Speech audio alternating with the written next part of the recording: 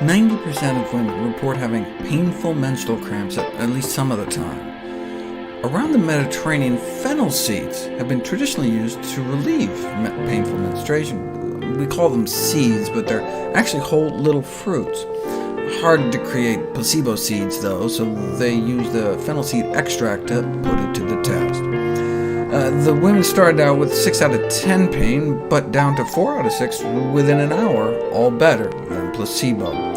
52% of the women rated the fennel seed treatment as excellent, compared to only 8% of the women in the placebo group, who were just unknowingly given capsules containing flour.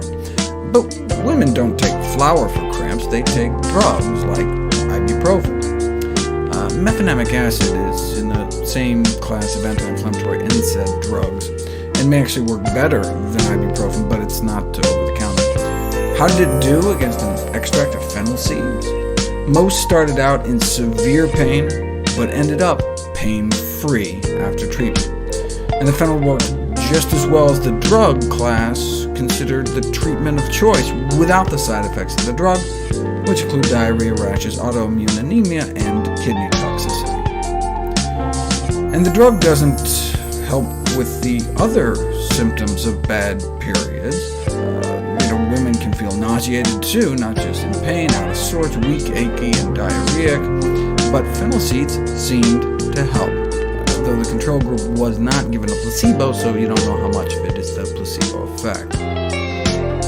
One downside is that on fennel, women bleed about 10% more. See, menstrual cramps are caused by the uterus contracting so hard that its own blood supply is compromised, and the way we think fennel works is through muscle relaxation, because it also helps with infant colic, which is thought due to intestinal spasms. The advantage of fennel here, too, is the lack of side effects, and unlike the drug that's used, which they note unfortunately can work a little too well to get your baby to stop crying by developing side effects like death.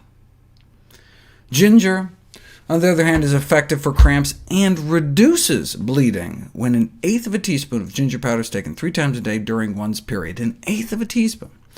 This is important since up to 18 million young women in the United States experience iron deficiency anemia due to heavy menstrual bleeding. The amount of blood loss was estimated using a scoring system that gives points for level of saturation and clot size, and on ginger they went from like a half a cup per period down to a quarter cup.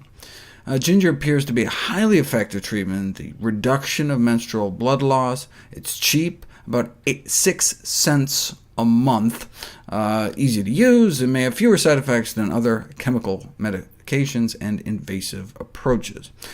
Even sometimes fewer than placebo. They use lactose, milk sugar, for the sugar pills, which may have caused the flatulence.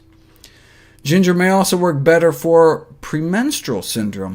1/8 of a teaspoon twice a day of ginger powder for a week before one's period yields a significant drop in PMS mood, physical, and behavioral symptoms, whereas fennel may help with PMS anxiety and depression, but not with the emotional and physical symptoms.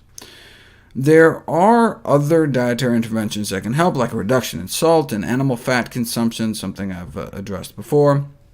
Whatever works, since sometimes, evidently, PMS symptoms can lead to murder. And indeed, there are cases like Christine English, who, at that time of the month, ran down her husband. Accepting PMS as a defense, she was released with 1-year probation.